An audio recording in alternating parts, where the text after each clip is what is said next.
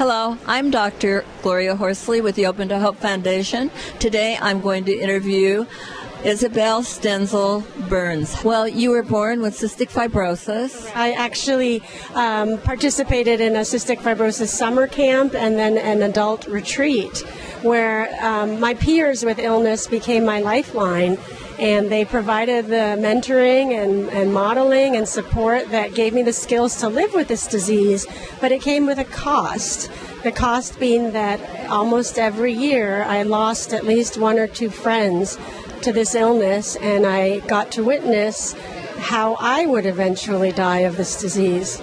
But actually what it did was invite me to really be in touch with what it meant to live with an illness, to face my mortality, and by engaging so deeply with my friends, I felt like I was connected to something bigger. So when each friend died, they would become a part of me. And I learned that if and when it's my time to die, then I will be a part of the group as well.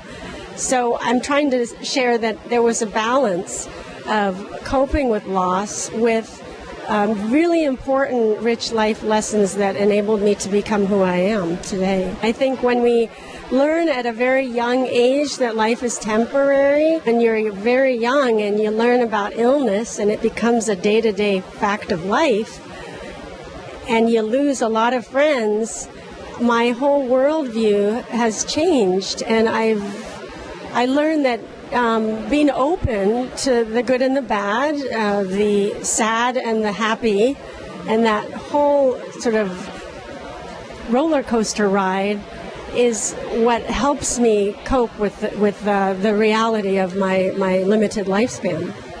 And you now have had a lung transplant. Yes, I have. When I was 32 years old, I received a double lung transplant at the 11th hour. I was just hours from death. And that was an unexpected possibility, teaching me that I spent a lot of time worrying about dying young when I was a kid and when I was a teenager. And it never occurred to me that maybe I should open myself up to the possibility that I might not die so young, that I might actually have a chance to live a normal life. And here I am at 42. Thanks to the gift of a young man who did die young in a car accident. I received his lungs, and I'm living a beautiful life since then. Oh, that's fantastic. And tell us where you're working now.